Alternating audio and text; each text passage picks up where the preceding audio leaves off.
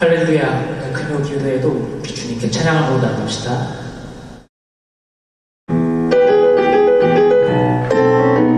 함께 찬양합시다. 내 영이 주를, 내 영이 주를 찬양합니다. 내 영이 주를 찬양합니다. 내 영이 주를 찬양합니다. 내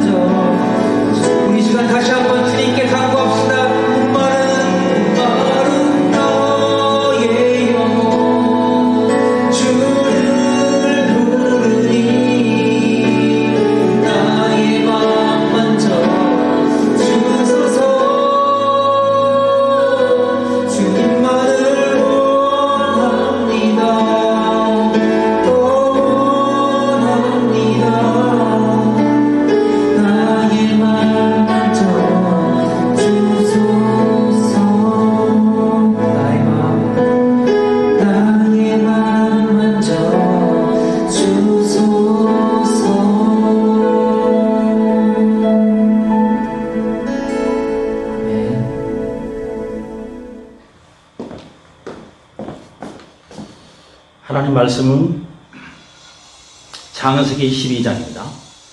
창세기 12장 1절부터 4절 말씀까지 봉독합니다. 창세기 12장 1절부터 4절까지입니다. 여호와께서 아브라함에게 이르시되 너는 너의 고향과 친척과 아비의 집을 떠나 내가 내게 보여줄 땅으로 가라.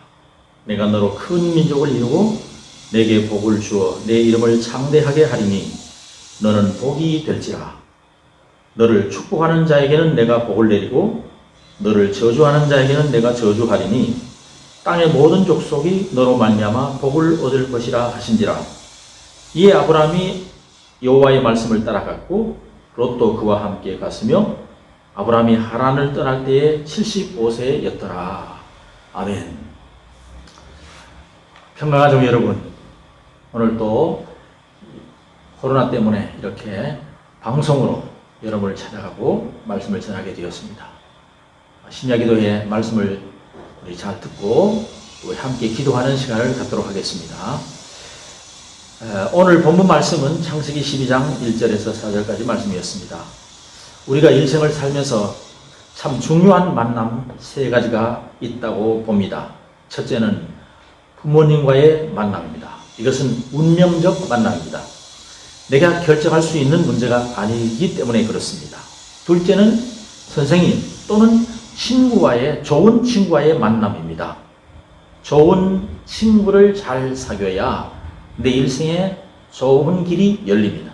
셋째는 배우자를 잘 만나야 합니다. 우리 생의 3분의 2가 배우자와 함께 하기 때문에 그렇습니다. 참 일리 있는 말이라고 생각합니다. 그러나 저는 이보다 더 중요한 만남이 있다고 말씀드립니다. 그것은 종교적 만남, 신앙과의 만남입니다.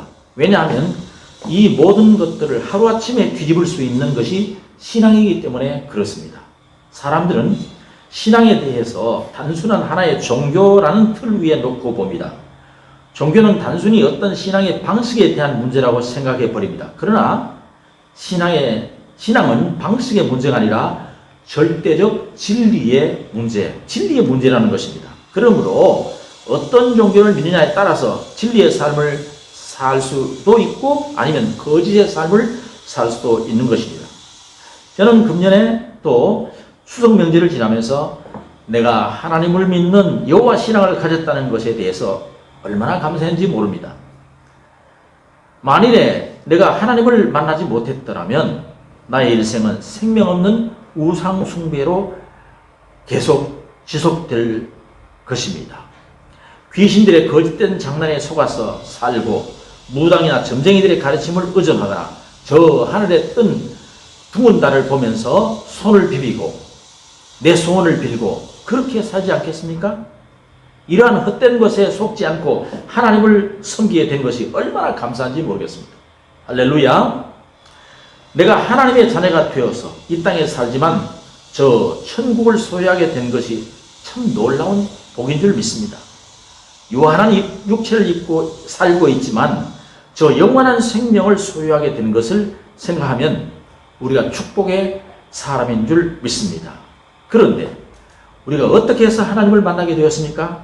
어떻게 해서 우리가 하나님의 자녀가 되고 하나님을 우리의 아버지로 모실 수가 있었습니까? 오늘 우리가 이 문제를 생각해 보아야 됩니다. 오늘 본문 창세기 12장을 통해서 큰 은혜와 깨달음이 있기를 바랍니다. 먼저 오늘 만남에서 하나님과 아브라함과 하나님과의 만남을 봅니다. 창세기 12장은 아브라함과 하나님의 만남의 사건입니다. 아브라함은 본래 갈대아 우르에서 살았습니다. 이 지역은 지금의 남부 이라크 지역입니다. 이곳은 당시에 정치와 경제 그리고 종교가 집중되었던 도심 문화권이었습니다. 그래서 많은 사람이 모여 사는 삶의 중심지이기도 했습니다. 아브라함은 이곳에서 성장했고 결혼했고 그의 가족들과 고향 친지들과 함께 살고 있었습니다. 그러던 어느 날 아브라함의 생에 획기적인 한 사건이 발생합니다. 그것은 하나님이 아브라함을 찾아오신 사건입니다. 아브라함과 하나님이 만난 이 만남의 사건을 통하여 아브라함의 운명을 바꾼 운명적 만남이 된 것입니다. 왜 그런지 아십니까? 아브라함의 생애에 새로운 변화가 일어났기 때문에 그렇습니다. 인생의 터닝 포인트가 일어난 사건이 창세기 12장이죠. 지금까지 아브라함은 평탄하게 보통 사람으로서 다른 사람들과 똑같이 일반적인 삶의 현장에서 살던 생활이었습니다. 그런데 오늘 이때부터 아브라함의 생활의 무대가 바뀝니다. 생활의 방식이 바뀝니다. 지금까지 자신이 살아온 인생의 경험과는 너무도 다른 인생을 살게 되는 것입니다. 생각하는 것이 달라졌습니다. 그리고 기대하는 것이 달라졌습니다. 그 인생에 새로운 꿈과 소망이 생겼습니다. 그는 축복의 근원이 됩니다. 하나님으로부터 온갖 좋은 것들을 보장받습니다. 자신뿐만 아니라 그의 자녀들과 온 민족이 그를 통해서 복을 받게 됩니다. 훗날 그는 믿음의 조상이라는 영광스러운 자리에 오르게 되는 것입니다. 자, 두 번째는 삶의 목적이 분명해졌습니다. 하나님을 만난 아브라함, 하나님과의 관계가 형성된 아브라함은 이제 그 삶의 뚜렷한 목적을 발견하게 됩니다. 그것이 무엇입니까? 1절 말씀을 보실까요? 여호와께서 아브라함에게 이르시되 너는 너의 고향과 친척과 아비의 집을 떠나 내가 내게 보여줄 땅으로 가라. 그랬습니다. 내가 내게 보여줄 땅으로 가라. 이제 아브라함은 자신의 삶의 방향이 하나님의 말씀에 의해서 정해집니다. 표대가 바로 세워졌습니다. 하나님이 지시하는 땅, 그것이 아브라함의 인생의 목적지요, 방향과 꿈이 된 것입니다.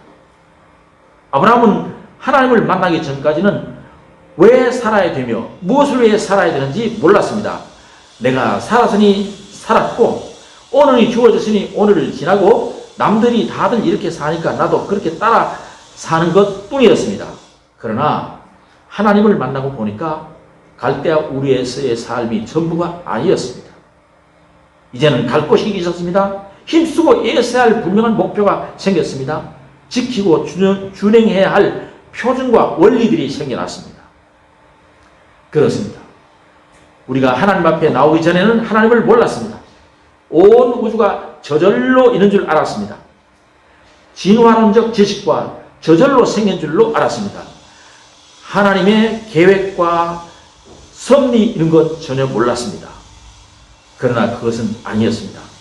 하나님은 이 우주 만물을 만드시고 그 안에 나를 살게 하신 것, 나를 향한 하나님의 계획이 또 있었다는 것을 우리는 알게 됩니다. 하나님의 손에 내 인생이 오늘과 내일과 또 미래에 대한 설계도가 있다는 것도 알게 됩니다. 그리고 그 하나님이 나를 인도하고 계신다는 사실입니다.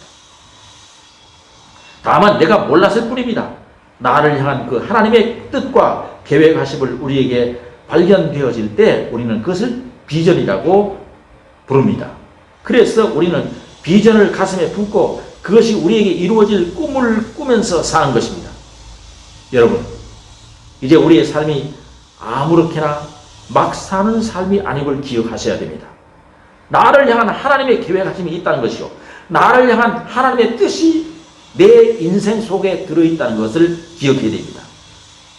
하나님의 설계도가 내 안에 있다는 거죠. 놀랍죠? 하나님은 오늘도 그 삶을 살 수 있도록 우리를 이끌어 주십니다.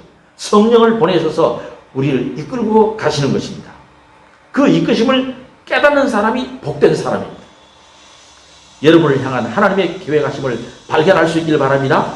그리고 여러분의 가슴 속에 기도의 제목을 삼으십시오. 그 비전을 따라 사는 여러분의 분명한 삶이 되어지기를 축복합니다. 세 번째는 아브라함은 이때부터 약속의 사람 또는 언약의 사람이 된 것입니다. 오늘 2절 말씀 보시겠습니다. 내가 너로 큰 민족을 이루고 내게 복을 주어 내 이름을 창대하게 하리니 너는 복이 될지라. 그 다음에 3절에는 너를 축복하는 자에게는 내가 복을 내리고 너를 저주하는 자에게는 내가 저주하리니 땅의 모든 족속이 너로 말미암아 복을 얻을 것이라 하신지라.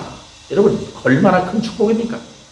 이 복은 하나님을 만난 아브라함에게 약속되었습니다. 지금 하나님은 아브라함에게 이 축복의 언약을 세우고 그 언약을 주십니다. 이 약속이 아브라함에게 하나님이 함께 하시겠다는 확약을 주시는 것입니다. 마치 신랑과 신부가 결혼을 하면서 평생 동안 당신만을 사랑하겠습니다, 당신만을 사랑하겠습니다 하는 것을 약속하며 서로 주고받는 결혼 반지와도 같은 것입니다. 여러분, 신앙이 무엇이라고 생각합니까? 신앙은 하나님을 의지하는 거예요. 하나님의 말씀을 따르는 것입니다. 하나님의 말씀을 따르는 것이 신앙생활입니다. 신앙생활은 하나님의 말씀의 인도를 받아서 내 삶을 살아가는 것입니다. 여러분, 신앙이 없기 전에는 내가 내 인생의 주인입니다. 그래서 내 인생의 계획도 내가 세우고 내 삶의 길을 가는 것도 내가 가는 거예요.